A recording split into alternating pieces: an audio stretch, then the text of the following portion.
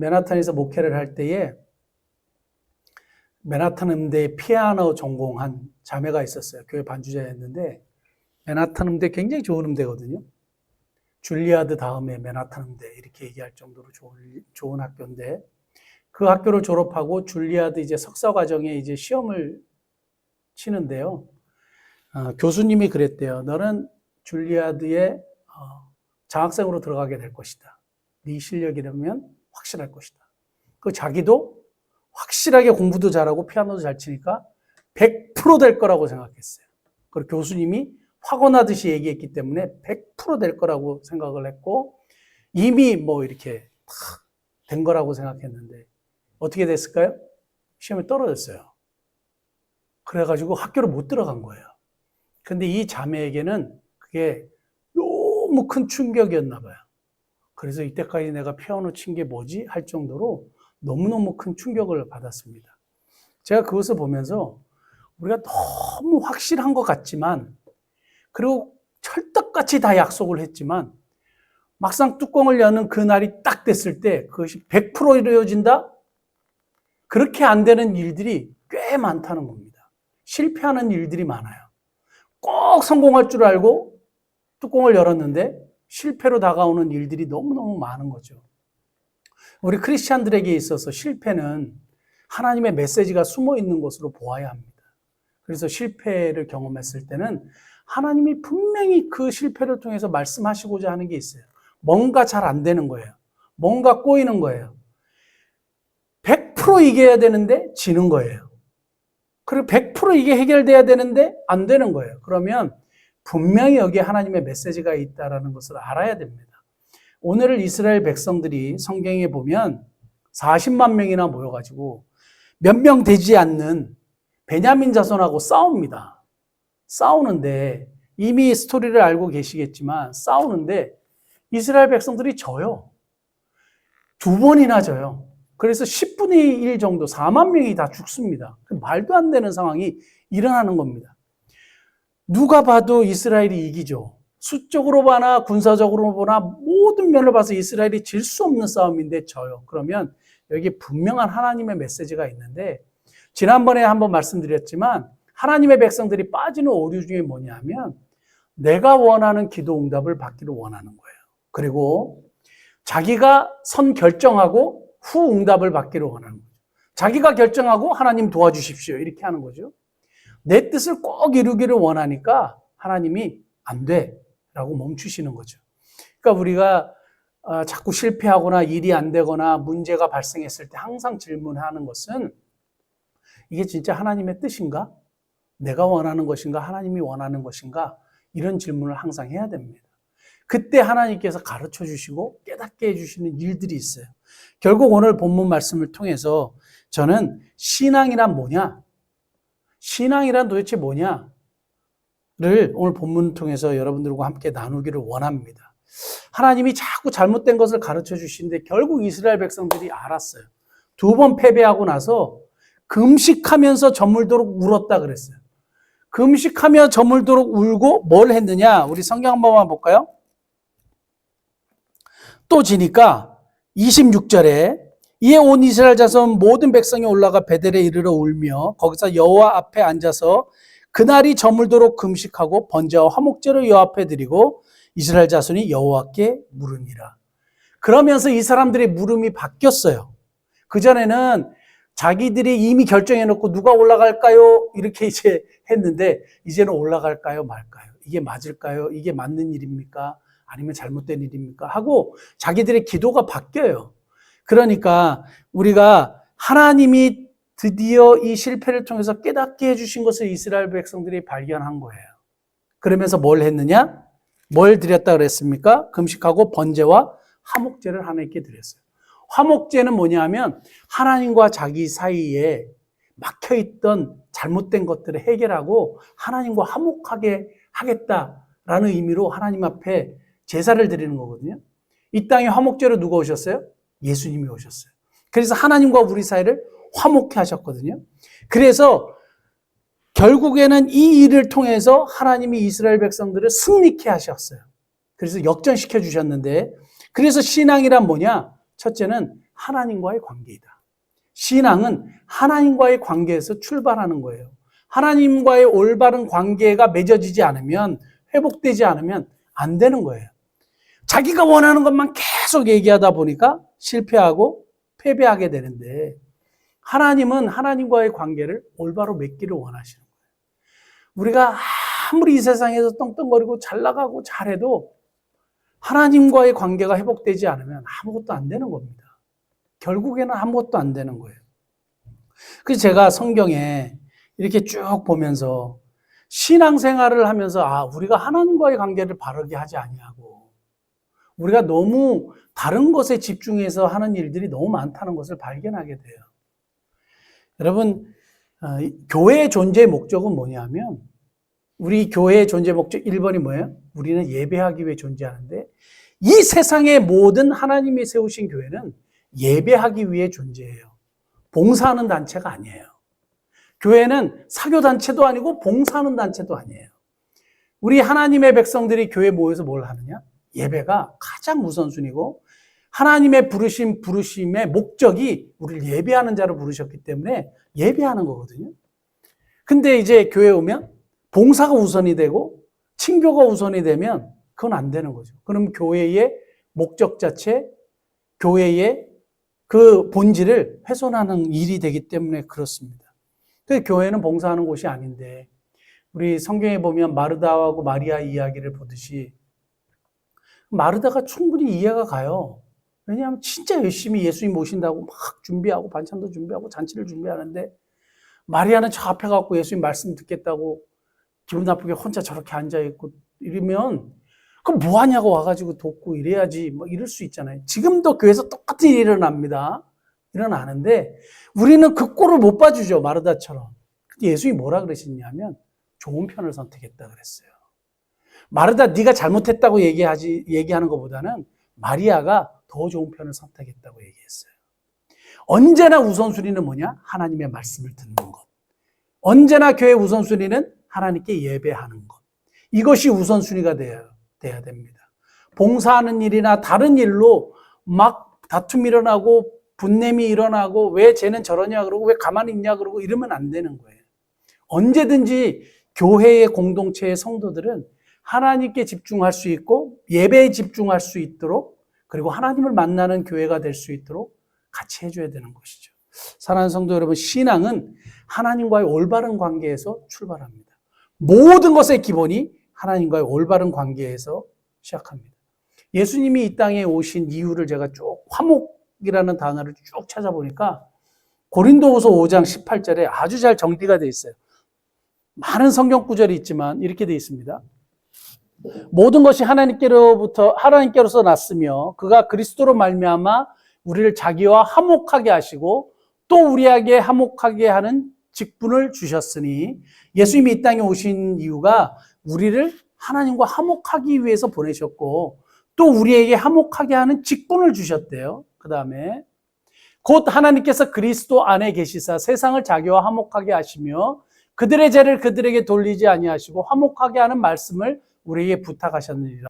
그 다음에 20절에 뭐라고 되어 있냐면 하나님과 너희는 화목하라 이렇게 되어 있어요. 화목해 하는 직분도 주셨고 예수님이 이 땅에 하나님과 화목하게 해서 우리를 예수님 보내셨는데 너희는 우선순위로 하나님과 화목해라. 신앙이라는 것은 뭐냐면 하나님과 올바른 관계에서 출발하는 것이고, 그 하나님과의 관계를 위해서 예수님이 이 땅에 오신 근본적인 목적이 화목해 하신 것이기 때문에 너희들이 가장 우선순위로 해야 되는 것은 뭐냐? 하나님과의 관계, 화목해 하는 일이다 라는 겁니다. 사랑하는 성도 여러분, 저와 여러분들이 신앙을 생각할 때 뭘 생각하느냐? 하나님과의 관계, 올바른 관계. 잘 하고 계세요? 관계 잘 하고 계세요? 잘 산다는 의미가 관계를 잘한다는 의미래요. 잘 산다, 그 사람이 돈이 많다는 의미가 아니라 관계를 잘한다는 의미래요. 우리가 신앙생활을 잘한다, 그 의미는 하나님과의 관계를 잘한다는 거예요. 하나님과의 관계를 잘하는 사람들은 예배를 잘 드리겠죠. 그리고 기도 시간을 많이 가지겠죠. 그리고 하나님의 말씀을 늘 읽겠죠. 그래서 하나님의 말씀을 듣는 시간을 가지겠죠. 그러니까 하나님과의 관계를 잘하는 사람들은 봉사를 많이 하는 사람이 아니라 하나님께 예배를 잘하고 말씀을 읽고 기도하는 사람이 하나님과 관계를 잘하는 사람이고, 그런 사람이 봉사도 잘하는 거예요. 사랑하는 성도 여러분, 우리가 신앙이란 하나님과 올바른 관계이다를 먼저 생각하시고 하나님과 올바른 관계를 유지하시는 저와 여러분 되시기를 바랍니다. 두 번째는 신앙이란 뭐냐? 신앙이란 뭐냐? 작은 일에도 최선을 다하는 것이다. 신앙이란 뭐냐? 작은 일에도 최선을 다하는 것이다. 오늘 본문 말씀 보면 이스라엘 자손들이 다 이길 수밖에 없는 말도 안 되는 싸움에서 졌잖아요. 자기들이 이길 수 있을 거라고 생각했죠. 누가 봐도 성공할 수밖에 없는 일인데 실패했잖아요. 그러니까 하나님이 가르쳐 주시는 게 있어요. 구약에서 신약에서 확실하게 계속 말씀하시는 게 있어요. 그리고 우리가 그 예수님이 재림하셔서 양과 염소를 구분하면서 칭찬을 하실 때도 작은 일에 충성하였으니, 작은 일에 충성하였으니, 항상 작은 일이 등장해요. 그리고 제가 하자크라는 단어를 여러 번 말씀드렸지만, 여호와의 눈은 온 땅을 두루 감찰하셔서 자기를 전심으로 찾는 자에게 능력을 베푸신다고 했는데, 하나님을 전심으로 찾는 자들이 누구냐? 큰 일이든 작은 일이든 하나님을 의지하는 사람들이더라고요. 큰 일만 하나님을 의지하는 게 아니라 내가 할 수 있을 것 같은 일도 하나님께 기꺼이 보고하고 하나님의 도우심을 구하고 기도하는 사람들을 통해서 하나님이 그 일들을 하시더라고요. 하나님은 작은 일도 하나님 앞에 이야기하고 기도하고 의지하는 사람들을 기뻐하시고, 작은 일에도 전력을 다하는 사람을 기뻐하시더라고요.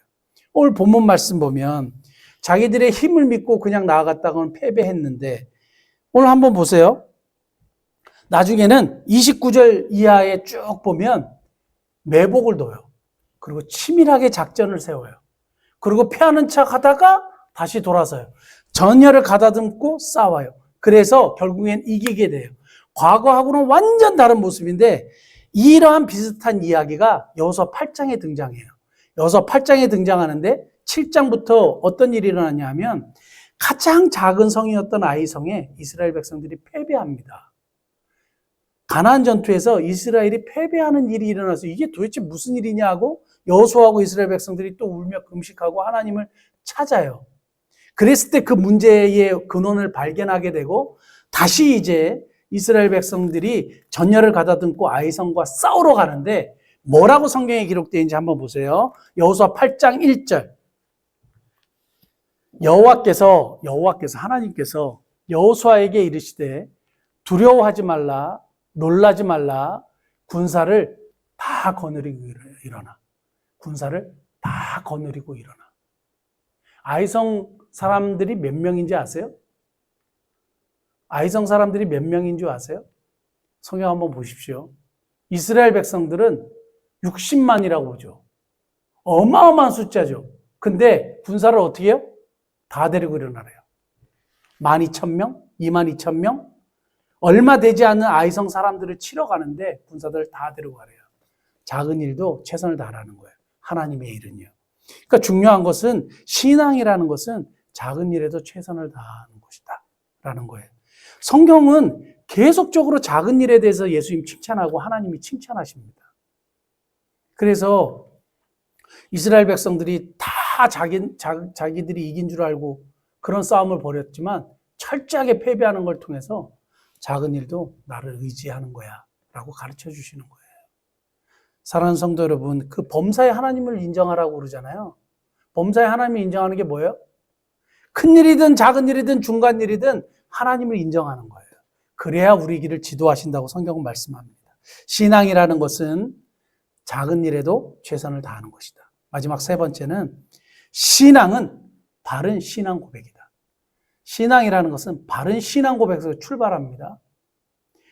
우리의 신앙 고백이 잘못되어 있으면 엉뚱한 길로 가고, 우리의 신앙 고백이 잘못되어 있으면 처음부터 다시 고쳐야 되죠. 정말 너무 멋진 이야기는 뭐냐 하면, 결국에는 오늘 성경 한번 보십시오. 35절. 누가 베냐민을 쳤습니까? 여호와께서 이스라엘 앞에서 베냐민을 치시매 당일에 이스라엘 자손이 베냐민 사람 25,100명을 죽였으니 다 칼을 빼는 자였더라. 여호와께서 베냐민을 치셨어요. 그전에는 이스라엘이 쳤어요. 그래서 졌어요. 근데 하나님이 하셨어요. 결국에는 신앙의 마지막의 고백은 하나님이 하셨다고 고백하는 것이고 하나님이 일하시도록 하는 거예요. 이게 우리들의 신앙 고백이 돼야 됩니다.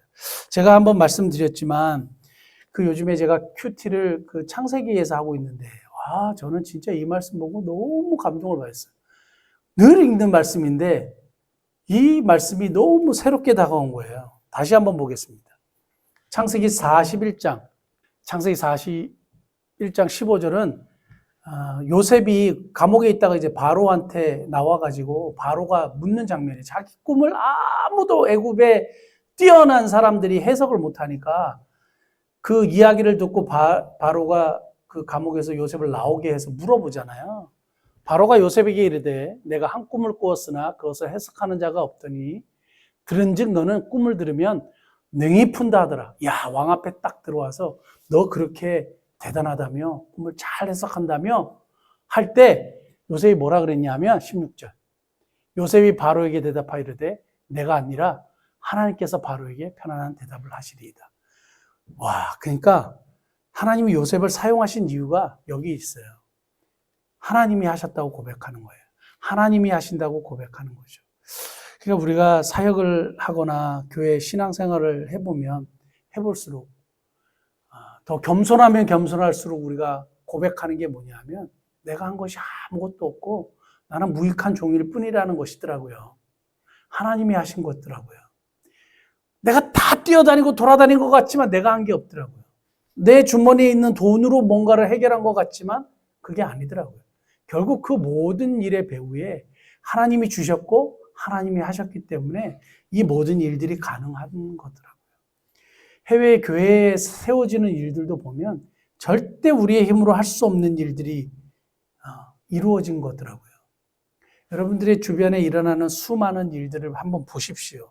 내가 이루어놓은 것이라고 말하지 마세요. 절대 내가 했다고 말하면 다 까먹는 것 같아요. 이제까지 해놓은 거를 다 말로 까먹는 것 같아요. 말로 천냥빚을 갚는다고 하는데 천냥 빚지는 것 같아요. 다 잘해놓고 마지막에 내가 했다고 영광을 내가 취하면 하늘의 상급이 어디 있겠습니까? 사랑하는 성도 여러분, 바른 신앙 고백은 바른 신앙에서 출발하는 것이고 바른 신앙이라고 한다면 바른 신앙 고백이 나오는 것인데 저와 여러분들의 삶 속에 항상 하나님이 하셨다 고백하시는 저와 여러분 되시기를 예수님 축복합니다. 기도하시겠습니다.